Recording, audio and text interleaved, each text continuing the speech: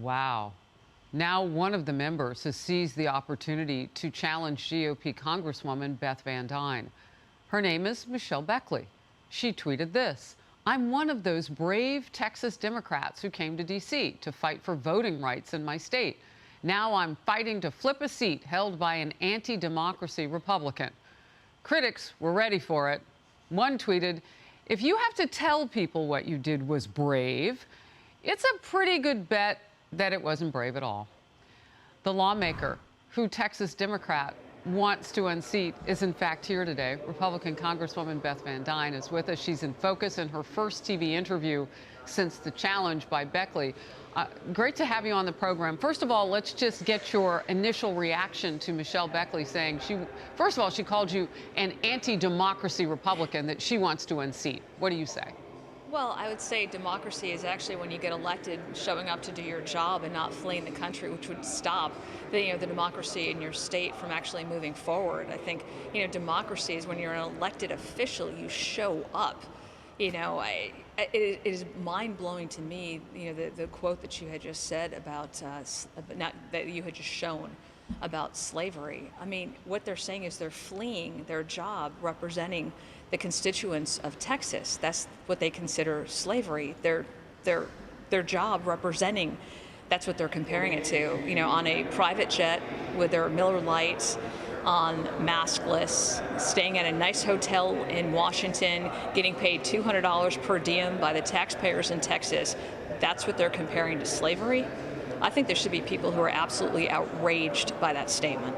Well, there are some. Here's Governor Abbott on those runaway Democrats and his plan for when they come back. What the Democrats have done is a disaster of a trip up to Washington, D.C. that has accomplished absolutely nothing. They have abandoned their job, abandoned their responsibility to engage in the debate to try to shape this election integrity bill. When they get back to Texas, I will be calling another special session and put this back on the agenda, as well as so many other items that are so important to their constituents. Their constituents are getting mighty upset about the fact that their House member is not in the state of Texas doing the job they were elected to do. I know, Congresswoman, you've been hearing from voters. What are they telling you? That they're upset. Of course they're upset. I mean, when you run for office, your job is to represent the people in your district. Your job is to be their voice. When you are an empty seat, they have no voice. I'm up here in Washington right now doing my job. I'm in the minority. I know a lot of the votes that I cast are going to be beaten because we're in the minority. However, it doesn't give me an excuse to stay home and not be here. I pledged to my constituents when I got up there I was going to be a very strong voice for your concerns. And that's exactly what I'm doing. But being an empty chair means absolutely no voice is being shared, no voice is being represented, and they're stopping the flow of democracy in their own state. They are abdicating their role. They're surrendering the state of Texas to Washington, D.C. bureaucrats, and it's a travesty. And I'm glad that the governor is holding them accountable and is actually saying we're going to continue to do our job and we're going to force them to do theirs. Virtual media, Congresswoman, is pretty much silent on the Democratic super spreaders, as they are being called. But last fall, there was a massive outcry after that Rose Garden event for Supreme Court Justice Amy Coney Barrett. Several people, including President Trump, tested positive after that gathering. Just a few examples of USA Today's extensive coverage. The outlet labeled the event a super spreader immediately when there were only 3 cases that had been identified. It kept a timeline of the travel schedule of everybody involved in the initial outbreak. Wow, the media did their own contact tracing. It published a photo of the event and even asked readers to help identify some of the attendees, and published interactive graphics like the one you see in front of us now at the center of our screen from our big wall. Congresswoman, Jen Psaki from the lectern, others that the media have asked from Fox and maybe a couple of other outlets, maybe, they're not going to call this a super spreader. She said, no, Jen Psaki, press secretary, I'm not calling it that. They got there so much faster under a Trump administration. Why?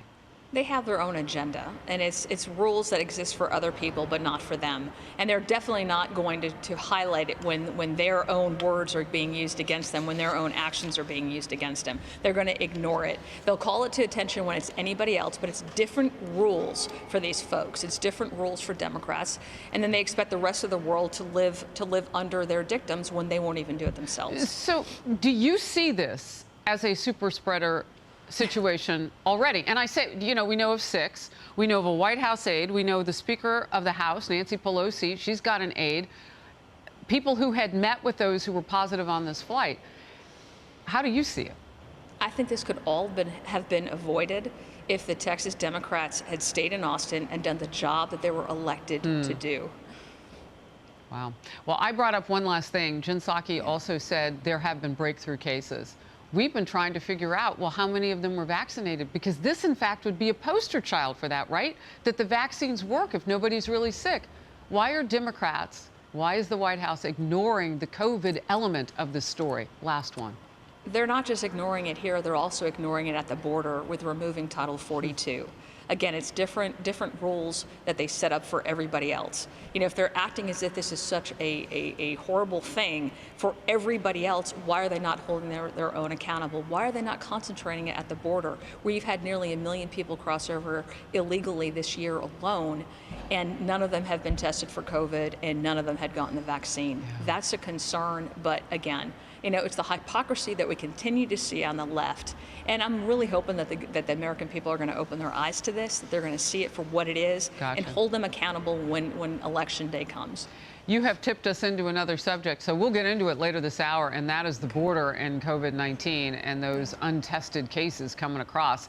Congressman Beth Van Duyne answering the call to Michelle Beckley, a Democrat who called you anti-democracy as she was fleeing the state. Thank you for being on the program. Appreciate it.